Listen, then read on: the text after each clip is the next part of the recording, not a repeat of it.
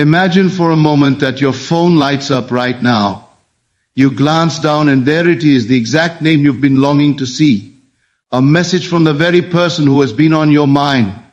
The words you've wanted to hear appear, almost as if summoned from thin air. Many would call it coincidence. Some would call it luck. But those who understand the deeper laws of life know it is neither. It is the result of an unseen power you already possess, a power often ignored but always active, the ability to communicate mind to mind, spirit to spirit. This power is not reserved for the gifted few, nor is it some mystical talent. It belongs to you. Every thought you think, every feeling you embody, is silently broadcast into the invisible network that connects all minds. And when you learn to direct that power with clarity and conviction, you can awaken in another the very impulse to reach for you, to think of you, and yes, to send you that text you've been waiting for. Tonight, I will share with you the exact process by which you can use telepathy to manifest a text from anyone. This is not manipulation, nor is it about forcing someone's will. Instead, it is about aligning with the truth that all separation is illusion and that every connection you desire is already alive within consciousness. Stay with me until the end, because what I am about to reveal will not only open the door to receiving that message, but will also give you the key to transforming every relationship in your life. If you've ever wanted undeniable proof that your imagination creates reality, then this is the moment you've been waiting for. Close your eyes for just a moment and consider this. Have you ever thought of someone and within minutes, hours, or perhaps the very same day they reached out to you? Perhaps you were thinking fondly of an old friend and suddenly your phone rang with their name appearing on the screen. Or you remembered a loved one with such intensity that soon after a message from them arrived as though carried on the invisible wind. Most people dismiss this as coincidence. They brush it off saying, what are the odds? Yet nothing in this universe happens by chance. There is an unseen current that binds you to everyone you have ever known, and it flows continuously whether you acknowledge it or not. Every thought you think is alive, every feeling you entertain is charged, and all of it travels into this invisible network that unites the minds of men and women everywhere. You may believe yourself to be isolated, trapped within the walls of your body, yet I tell you, you are far more expansive than you know. The mind is not contained within the skull. The mind is the very field in which all things exist. Because it is one field, when you impress an image deeply upon your awareness, you are not merely talking to yourself. You are transmitting to the very one you hold in consciousness. Think of it this way. When you drop a pebble into a still pond, ripples spread outward in every direction. So it is with thought. You hold someone in mind, and the image of them is like a pebble cast into the boundless waters of consciousness. Waves travel outward, and inevitably they reach the shore of the one you are contemplating. And though they may not hear your words with their ears, they will feel them in the depths of their being. An impulse arises within them to think of you, to remember you, to reach for their device and send you a message. They may never know why they felt compelled, but you will know because you set the ripple in motion. This is not fantasy. You already experience it without realizing. Have you never walked into a room and felt without a word spoken the atmosphere of tension or of joy? Have you never thought of someone moments before they appeared in your life, as though drawn by an unseen magnet? You sense these things because minds are not closed systems. They are open, communicating, exchanging silently at all times. What you feel is transmitted. What you imagine is received. And what you persist in inwardly must, by the nature of law, reveal itself outwardly. So if you wish to receive a text from anyone, you must begin not with your phone, but with your inner vision. Do not ask how it will happen, for the how is never your concern. Instead, go within and commune with the invisible connection that already binds you to them. Picture their face clearly. Imagine their name lighting up on your screen. Feel the vibration of excitement as though it has already occurred. In that moment, you are not daydreaming. You are sending forth a living message into the very heart of the one you long to hear from. But you must do more than see it. You must feel it. For thought without feeling is weak. like a whisper carried off by the wind. Yet when thought is fused with emotion, when you can taste the joy, feel the relief, hear the laughter in your imagination, it becomes magnetic. It pulls circumstances, events, and impulses into harmony with what you have impressed. This is the secret of every telepathic connection, not mere thought, but thought clothed in the power of feeling. And let no one tell you this is manipulation. You do not force another's will. You awaken in them the desire already present in the deeper layers of consciousness. You simply stir what is dormant, and as it rises within them, they act, believing it to be their own idea. And in truth it is, for the mind at its root is one. What you imagine in yourself inevitably becomes the seed of thought in another. I tell you, there is no distance in the realm of mind. You could be across the world and still the connection is immediate. Time and space dissolve when you enter the inner world. What matters is the vividness of your assumption, the persistence of your focus, the intensity of your feeling. If you hold it with faith, if you return to it again and again until it becomes natural to you, the message will come. And when it does, you will recognize it as the harvest of the seed you planted in silence. So do not wait for chance, and do not plead with the outer world. Withdraw your attention from lack, from waiting, from doubt, and move it inward to the invisible connection where all communication begins. Speak silently, feel deeply, imagine vividly, and trust that what you have sown in the unseen must, without fail, appear in the seen. When I speak of imagination, I do not mean the idle fantasies of a restless mind, nor the fleeting pictures that drift across consciousness like clouds over a summer sky. I speak of imagination as the creative power itself, the divine instrument through which all things take shape. You may believe that imagination is confined to the mind, that it is private and without consequence, but nothing could be further from the truth. Every image you hold with intensity, every scene you enter and feel real, is a seed planted in the invisible soil of reality, and it must in time bear fruit. If you desire to reach another, to awaken in them the thought of you, to draw from them the impulse to act, you need not speak aloud, you need not write, you need not beg. You need only to imagine, for imagination is the channel of telepathy. It is the silent language that crosses every barrier, the medium by which your thought becomes their thought. Your feeling becomes their impulse. When you imagine vividly, you are not merely entertaining yourself. You are sending forth a living message, clothed in form, clothed in energy, clothed in certainty. Think of a radio. The station is unseen, the waves are invisible, yet when tuned correctly, the music fills the air. So it is with imagination. When you dwell in the scene of your desire fulfilled, you are tuning your inner receiver and transmitter to the exact frequency of that reality. And because all minds are joined within the one field of consciousness, the one you imagine cannot help but pick up the signal you have broadcast. They may not understand it with reason, they may not hear your words with their ears, but within themselves a stirring begins, an idea rises, a thought of you takes shape, and the urge to reach for you is born. Do not think that imagination is weak compared to outer action. Outer action is but the shadow. Inner vision is the cause. Every invention, every work of art, every bridge, every city, every word ever spoken, first it lived in imagination. And if the imagination can build empires, can create music that moves nations, do you think it cannot summon a simple text from one who is already connected to you in the invisible? The great error is to believe that imagination is make-believe.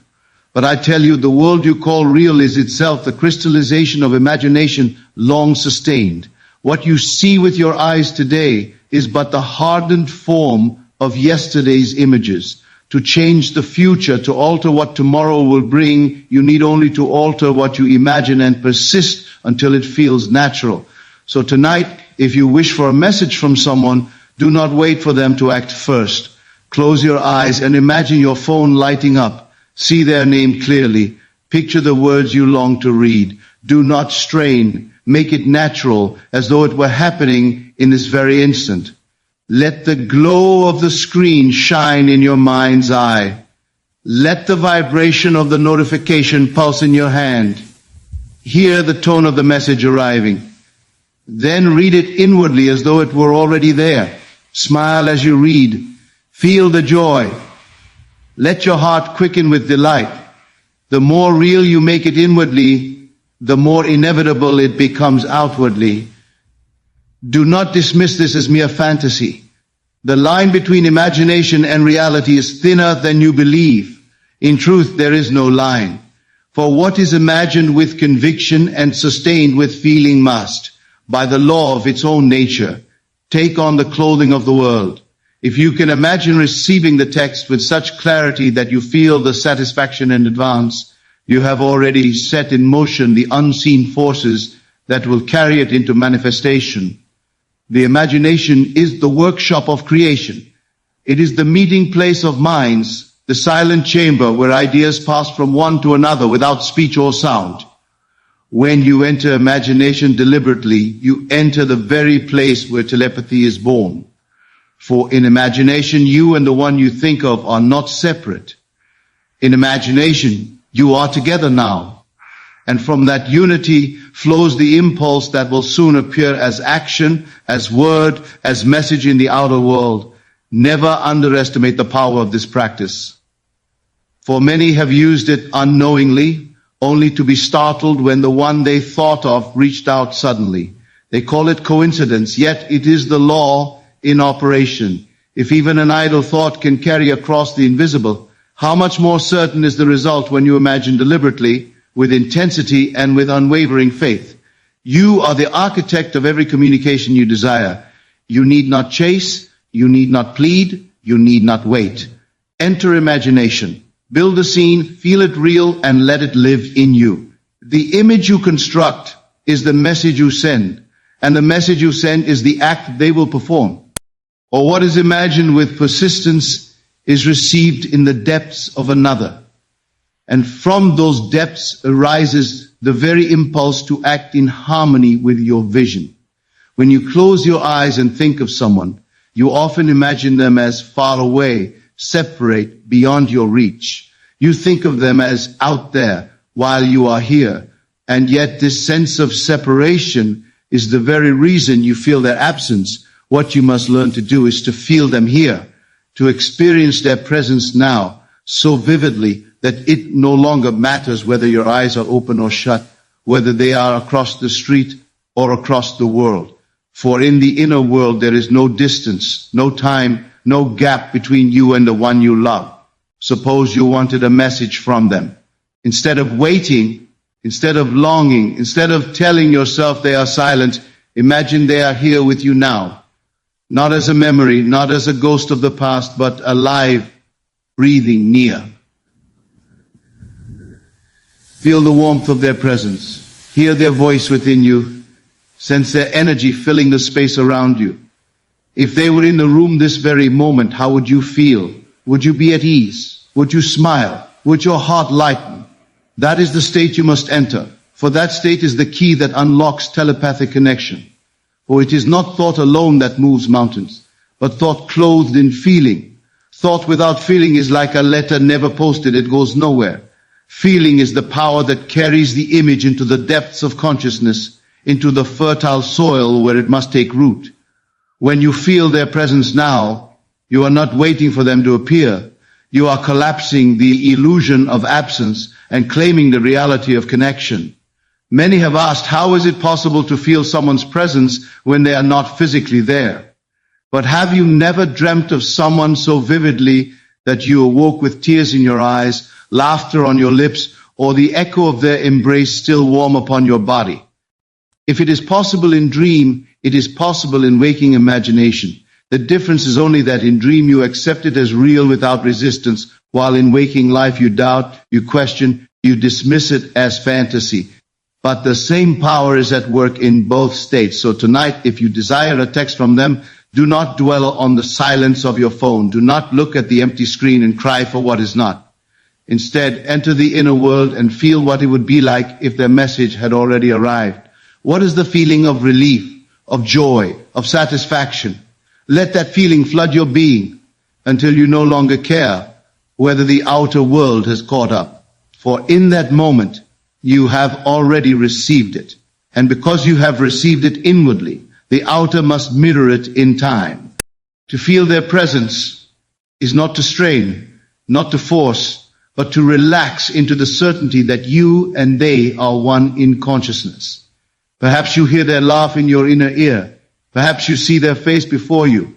Perhaps you hold your phone in imagination and read the words as though your eyes were truly upon the screen. And as you do, let the emotion rise within you. The gladness, the sweetness, the connection. That emotion is the signal. That emotion is the vibration. That emotion is the magnet that draws the outer event into being. Do not say, I will feel it when it happens. That is to live in delay. Say instead, I feel it now, therefore it is happening. The world will rearrange itself to reflect the state you occupy. If you dwell in absence, you will see absence. If you dwell in presence, you will see presence. So train yourself to abandon the empty state and enter the fulfilled one. Even in solitude, even in silence, you are never alone. You can sit quietly in a chair, close your eyes, and surround yourself with the invisible company of those you love. They are as near to you as your own thought, as intimate as your own heartbeat. And when you feel them there, truly there, you have sent a message far more powerful than words. They will sense it, they will feel it, and the impulse to respond will rise within them as naturally as breathing. Practice this often. Sit in stillness, shut out the world for a moment, and feel what it would be like if they were near. Let your imagination create the scene, but let your heart supply the feeling. For the world is not moved by images alone. It is moved by the living force of emotion. The one who learns to generate feeling at will is the one who commands reality. So if tonight you long for a word from them, do not beg, do not chase, do not weep. Feel instead. Feel the presence now. Let the joy of connection be yours before a single message has arrived. For what you claim in feeling will harden into fact, and what you embody inwardly must, by the nature of law, reveal itself outwardly in due season. To assume is to claim a state as though it were already true, to step into the feeling of fulfillment before the evidence appears. Most people live in the posture of waiting. They wait for the text to arrive, they wait for the call to come, they wait for the outer world to give them permission to feel joy. But waiting is denial, and denial only prolongs the silence. What you must learn is to stop waiting and begin assuming. You must learn to wear the end result as a garment, to clothe yourself in the state of already having received the message. Imagine this simple scene. You lie down at night, your phone rests beside you, and in your imagination you feel the joy of having read their words. Not tomorrow, not one day, but now. Perhaps it is only a short message. Perhaps it is a long confession. It does not matter. What matters is that you enter the state of having received it. You do not ask when. You do not wonder how. You sink into the certainty that it is done. That is assumption. The outer world is only a mirror reflecting the inner state. If you assume lack, you will see lack. If you assume silence, silence continues. But the moment you assume the end fulfilled, the unseen power begins to move in ways you cannot predict. It arranges circumstances, stirs memories, awakens impulses, and builds what I call the bridge of events to carry you from assumption to manifestation. All you must do is remain faithful to the state you have claimed. Think of a seed planted in soil. Once placed in the earth, you do not dig it up each morning to see if it has sprouted. You assume it is growing unseen, and because of that faith, you water it, you wait with confidence, and in due season it breaks through into the light. So it is with assumption. You plant the seed of the message received, you water it with feeling, and you trust that the unseen activity is at work until it bursts forth into fact. But many fail because they assume one thing at night and deny it in the morning. They say to themselves, I have the message, but then rise and look at the empty phone and declare, it has not come. And in that moment they cancel what they planted. You cannot serve two masters. You must remain loyal to the end you have assumed, no matter what the senses report. For the senses will always show you the harvest of yesterday's assumptions. But faith is loyalty to the unseen reality. until it becomes seen. The beauty of this law is that you need not strain, you need not struggle, you need not push another into action. You simply live as though it is done, and the rest is inevitable. When you assume the text has come, you carry yourself differently. There is no desperation, no doubt, no endless checking. Instead, there is calm assurance, there is quiet joy, there is a sense of completion, and that energy is felt, for all minds are connected. They sense your certainty, they feel your presence, and the desire to reach you grows within until action becomes irresistible. So tonight, do not lie in bed wishing, longing, hoping. Close your eyes and step into the end. Hear the chime of your phone. See their name glowing on the screen. Read the words and let the thrill move through you. Feel the warmth of connection, the relief of fulfillment. Let the scene be so vivid that when you drift into sleep, you are already living in the wish fulfilled. And as you surrender to sleep in that state, you are impressing the subconscious, and the subconscious always gives form to what is impressed upon it. This is the law. Whatever you assume to be true and persist in assuming must harden into fact. It is not a matter of if, but when. And the when is determined only by your persistence and your loyalty to the assumption. The moment you falter, the moment you return to waiting, you delay the harvest, but remain steadfast, return again and again to the scene of fulfillment, and the outer world will bend to your inner conviction. Do not be fooled by appearances. The silence of today is not evidence of tomorrow. The only evidence you need is the feeling of fulfillment within yourself. If you can sustain that feeling, the message must come. It is law, and the law cannot fail. The greatest obstacle to the fulfillment of desire is not the absence of power, nor the unwillingness of life to answer you, but the resistance you place in the way by doubting. Doubt is the silent thief that steals your harvest. You may imagine the text. You may feel the joy of its arrival. You may even drift to sleep in the wish fulfilled, yet in the waking hours you undo it all by asking, why has it not come? What if it never comes? What if they have forgotten me? Every question born of fear is resistance, and resistance delays the very thing you long for. Consider the farmer who plants a seed. He does not return each hour to scratch at the soil, to question whether the seed has begun its secret work. He knows that growth is hidden at first, that roots spread beneath the earth before shoots appear above it. He trusts the process. But when you doubt, you are like the farmer who digs up the seed again and again, breaking the process, denying the unseen activity. Your doubt declares it is not working, and so it cannot work for you. If you truly desire to manifest a message, you must release the urge to check and question. You must let go of the constant searching of the screen, the restless refreshing of the inbox, the impatient hunger for immediate proof. Or in doing so, you are affirming lack. You are saying, it is not yet here. And life always mirrors the state you occupy. When you declare lack, you see lack. When you rest in fulfillment, you see fulfillment. There is a great difference between desire and desperation. Desire, when clothed in faith, is calm, certain, steady. Desperation, when clothed in doubt, is frantic, restless, and fearful. Which do you imagine is more magnetic? Which carries more power? The one who knows or the one who fears? The one who waits in peace or the one who trembles in anxiety? You already know the answer, so I tell you, release the doubt, drop the resistance, trust the unseen. If you have imagined the message with clarity, if you have felt the joy of its arrival, then the work is done. The invisible has received your order, and the outer world will deliver it in its own perfect way. Do not choke the process by demanding to know how or when. The bridge of events is always wiser than the mind. It will take paths you cannot see, stir thoughts in them you cannot predict, and bring about the message in a manner so natural you may forget that you called it forth. When the urge to doubt arises, turn again inward. See the text once more. Feel the warmth once more. Rest in the certainty once more. Each time you return to the end, you water the seed, you strengthen the root, you hasten the harvest.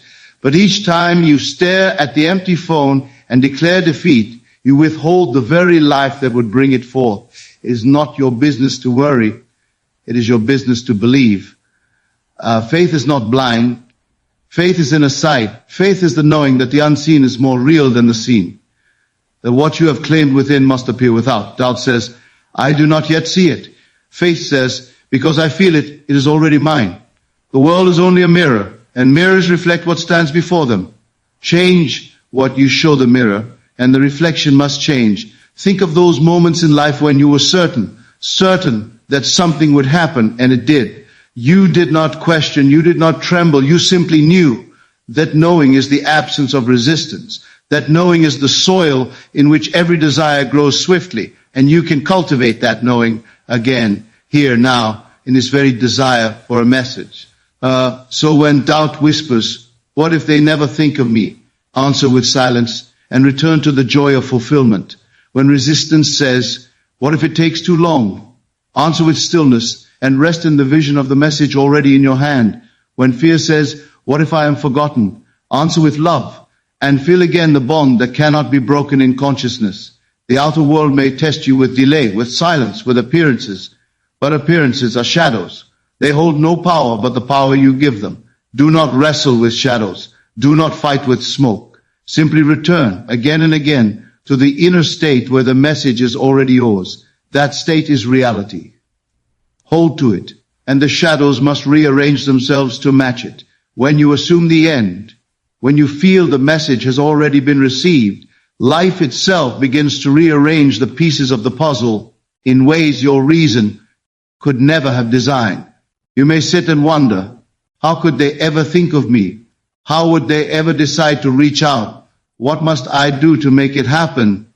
But the moment you attempt to plan every step, you fall back into the trap of control. And control belongs to the outer world. Your part is only to claim the end, to live in the state of the wish fulfilled.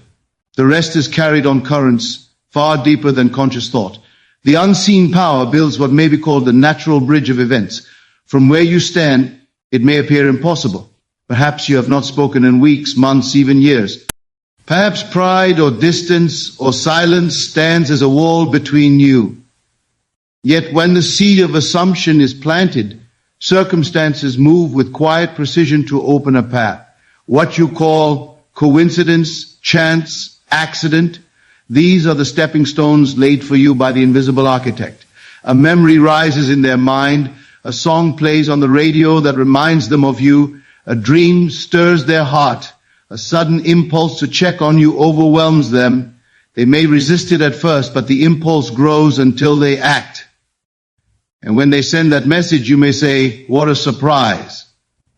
But it is not surprise, it is law. Do not think you must push the river. The river already knows its course. When you fix your inner gaze on the destination, the current carries you there by the most natural way. You may not see the bends, the turns, the hidden valleys, but each movement brings you closer. It may feel ordinary, but in the ordinary lies the extraordinary. The natural bridge is always natural. It does not fall from the sky with thunder and lightning. It arrives gently, subtly, so much so that you may not recognize its design. But the moment you look back, you will see how perfectly the path was arranged. Trust this bridge. Trust the unseen wisdom that moves through people, through events, through chance encounters and forgotten memories. Trust that the moment you claim the end, the process began. The text you long for already exists in the unseen. It is only waiting for the bridge to carry it into your experience. That bridge may take a day, it may take a week, it may take longer, but it is sure. The timing is not yours to dictate. The manner is not yours to command. All that is required of you is faith, persistence, and the willingness to let the bridge unfold in its own way. Consider the countless times in your life when things seem to align beyond your control. You thought of someone and they appeared. You desired an opportunity and a door opened unexpectedly. You called it luck, you called it fate, but it was the same law working silently. The inner state always outpictures itself in the outer world, and the outer world is clever in its delivery. One moment of assumption is enough to set in motion a chain of events that will carry you across the bridge. When impatience rises, when you say, why has it not come? Why has nothing changed? Remember this truth. The bridge is building even now. Roots grow in darkness before fruit appears in light. The silence is not absence. The silence is construction. Every unseen stirring in them, every impulse they feel without knowing why, is a plank being laid upon the bridge. And when the final plank is set, the event bursts forth suddenly and naturally, and you call it answered prayer. Do not attempt to tear down the bridge by demanding instant proof. Do not abandon your assumption, because the outer world has not yet caught up. The bridge of events takes time, and time is only the measure of persistence. Each day you remain loyal to the end, the bridge grows stronger. Each night you fall asleep in the wish fulfilled, the bridge extends farther. Each moment you resist doubt, another stone is laid upon the path.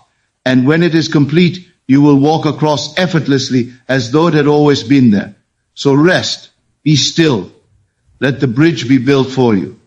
Do not dictate how they will think, what words they will say, or what circumstances must arise. That is not your work. Your work is to imagine the end with such clarity and feeling that it becomes real to you now. Life will take care of the details. The impulse to send you a message will rise within them naturally, irresistibly. And when they act, they will believe it was their idea alone. That is the beauty of the natural bridge. It preserves freedom, it preserves dignity, and yet it fulfills precisely what you have claimed. Gratitude is not something you practice after the desire arrives. Gratitude is the fragrance you carry before it ever appears. To live in gratitude is to live in the end, for the thankful heart assumes it already possesses what it seeks. When you open your eyes each morning and feel the warmth of being chosen, being remembered, being loved, you clothe yourself in a state that draws the message into form. Gratitude is the invisible magnet, the perfume that calls the beloved nearer, the silent witness that you have received in consciousness, what you long to touch in the outer world. Fulfillment is not waiting at the end of the journey. Fulfillment is here, now, in the acceptance of the unseen as real. When you rise from your inner vision and feel the joy of having already received the text, you are fulfilled. And from fulfillment, the world reflects itself like a mirror. The ungrateful heart cries, it is not here yet, and so it continues to wait. The grateful heart whispers, it is done, and so it sees the harvest. Every time you look at the phone with longing, you confess lack. Every time you check with impatience, you declare absence. But when you hold it in your mind's eye and thank life as though it has already come, you move into possession. Gratitude is proof to the invisible that you believe. It is the evidence of faith, the song of the fulfilled. When you can give thanks without a trace of doubt, you have already crossed the bridge. Imagine now that the message has arrived. Do not ask how, do not ask when, only feel the warmth of the words. Hear the sound of the notification, see their name upon the screen, touch the device as though it has already vibrated with their presence. Then breathe deeply and let gratitude rise from within you like a tide. Whisper in silence, thank you. Not to them, not even to the outer world, but to the invisible source that shaped it all. In that thankfulness, you align yourself with certainty. You declare, I have it, and the law cannot deny one who lives in possession.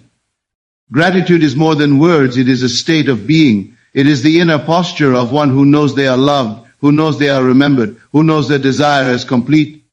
When you walk in that posture, you emit a signal that no one can resist. Without knowing why, they are drawn to act in ways that fulfill your inner song. They will think it was their idea. They will believe it was their impulse, but you will know it was gratitude that summoned them.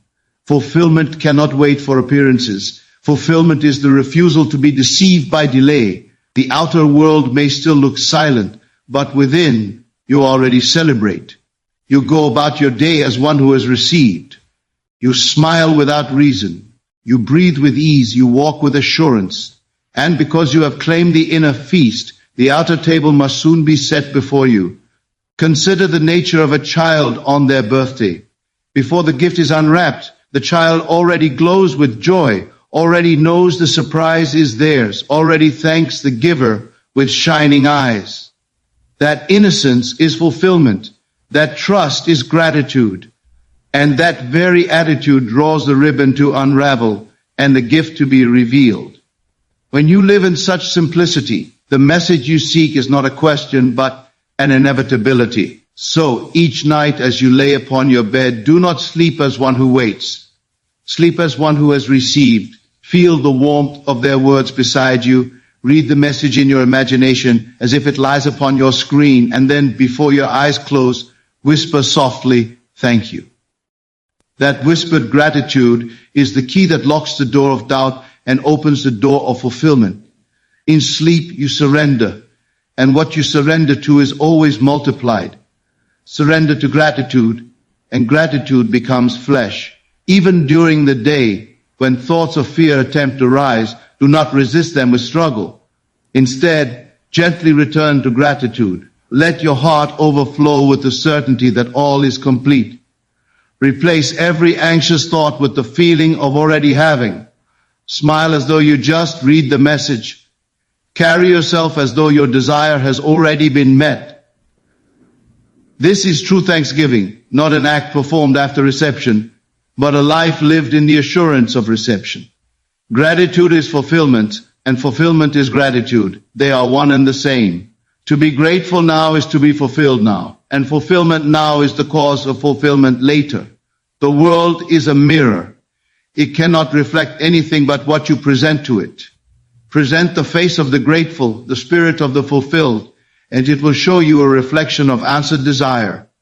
And so, my friends, you now hold the key to receiving the message you long for, not by chasing, not by pleading, but by living in the end, releasing doubt, allowing the natural bridge of events to unfold, and carrying gratitude in every breath. The power was never outside of you. It was always within your imagination, your feeling, your inner certainty. When you learn to see the unseen as already here, the outer world must bend and conform to the state you occupy. This teaching is not merely about manifesting a text from someone you desire. It is about awakening to the truth that you are the operant power in your life.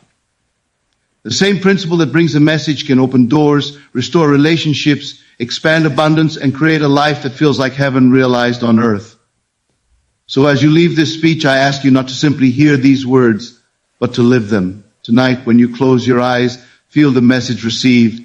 Tomorrow, when you rise, walk in gratitude as though it is already yours. Each moment, hold fast to the fulfillment and watch as the outer world begins to reflect the inner state you faithfully inhabit.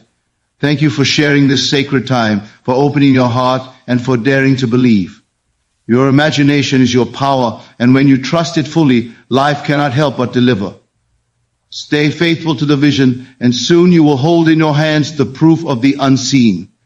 Thank you for watching, for listening, and for believing. If these words have stirred something within you, share this message. Subscribe for more powerful teachings, and remember, your fulfillment begins the moment you claim it.